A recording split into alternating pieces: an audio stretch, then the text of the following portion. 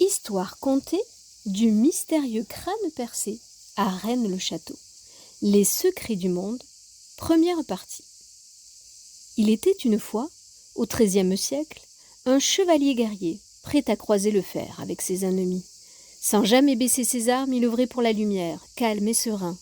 Il adorait ces moments festifs et joyeux avant de partir à la guerre. Il lui arrivait parfois de se retrouver seul, méditant, tel un vrai homme de foi. Un jour, alors que tout était calme autour de lui, que tout semblait être apaisé, une tourmente apparut. Sa femme, son fils et sa fille furent assassinés au détour d'un chemin aux abords du village. Ce fut pour lui un déchirement. Une incommensurable tristesse l'envahit. Il n'eut de cesse alors de se mettre à prier, prier encore et encore pour guérir son cœur meurtri. Un jour, alors qu'il était plongé dans une profonde méditation, son cœur, son âme fusionnèrent et une immense décharge électrique envahit son corps, le conduisant hors de son enveloppe terrestre. Surpris, désarçonné, mais incroyablement serein, il traversa les portes de la lumière. Il virevoltait tel une onde féerique, il transportait son corps où bon lui semblait. Le temps n'existait plus, ni sa conscience, seule persistait son aura et sa beauté spirituelle. De cette aventure, il en ressortit tout chamboulé. Il s'entraîna des heures durant pour retrouver cette sensation, mais en vain. Après des mois de discipline, d'introspection, il comprit que ce qui lui manquait, comme pour son voyage la première fois, c'était la musique, jouée enfant par le vieux troubadour du village, celui que tout un chacun considérait comme un fou à cause de ses histoires à dormir debout. Notre chevalier partit donc à sa recherche, jusqu'au jour où, près d'une rivière, il entendit une douce mélodie. Que diantre! Il était là, comme imperturbable. Le chevalier s'approcha doucement et lui fit signe de sa main. « Comment vas-tu, mon ami ? Est-il possible que nous discutions tous les deux ? J'ai une requête à te faire, et pour cela, je te demande de garder l'esprit ouvert. Promets-moi de ne pas te moquer. » Le troubadour, lumineux et plein de bonté, acquiesça. Le chevalier lui fit part de son voyage astral, comme il aimait l'appeler. Sûr que le troubadour allait le prendre pour un fou, mais il n'en fut rien. Au contraire, ce dernier invita l'homme à s'asseoir en silence. Et puis, il commença à jouer sa douce mélodie. Transporté par les notes de musique qui vibraient dans tout son être comme une clé qui lui permettait de recouvrer son âme, le chevalier s'envola au fin fond de l'espace, virevoltant comme une feuille au gré du vent. Son voyage fut ponctué de liens avec la connaissance du monde et de l'univers. Passé, présent ou futur, astral ou terrienne, la fluidité de ses connaissances était éloquente et l'accession à des savoirs magiques indéniables. Tout était apprentissage, beauté, harmonie, et la paix demeurait la plus haute des vibrations de ce voyage. Chaque information une source de bien-être et de joie. Il en revint, une fois encore, grandi et hébété. Pour autant, il restait serein et ancré. « Merci, mon ami, pour cette belle aventure. Je crois que je sais. Je suis à présent détenteur des secrets de ce monde. La vérité n'est pas celle que l'on croit. Ni la guerre, ni le pouvoir n'a de place dans notre vie en bas. Il faut que je partage cela au plus vite avec mes pairs et les clergés. » Il arçonna son cheval et partit au galop annoncer la nouvelle, heureux et impatient de tout mettre en œuvre pour cesser les violences de ce monde.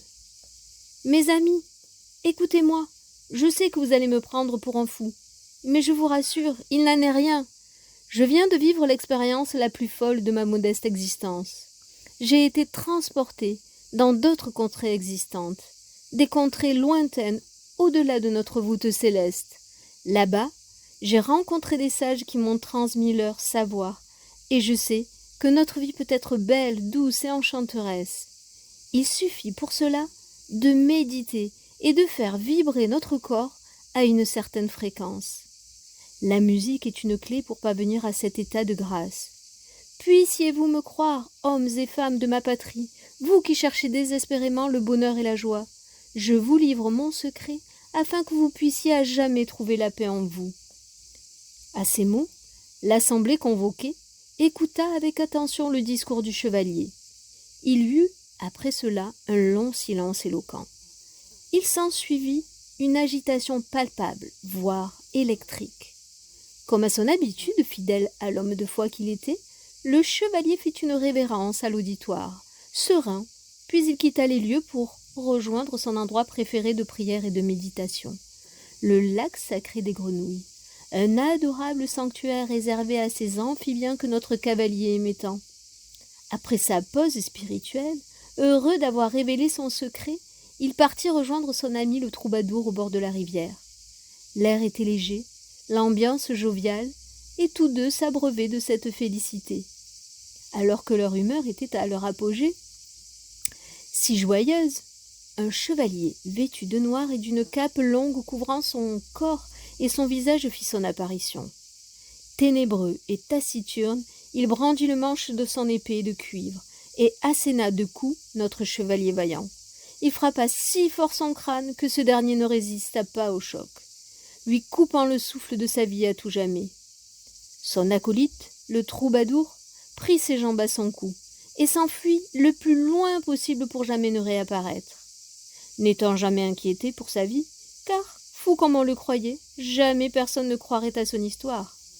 La disparition du chevalier ne manqua pas de faire bruit dans le village et aux alentours. Chacun y allait de son explication. Il aurait découvert un endroit paradisiaque et magique où il se serait installé, mais sans jamais délivrer son secret. Pendant ce temps, l'assemblée cogitait. Quels allaient être les avantages de cette porte ainsi découverte et comment ses membres allaient-ils pouvoir l'exploiter? Les membres de l'assemblée y avaient de suite vu la valeur du pouvoir et de la maîtrise du monde.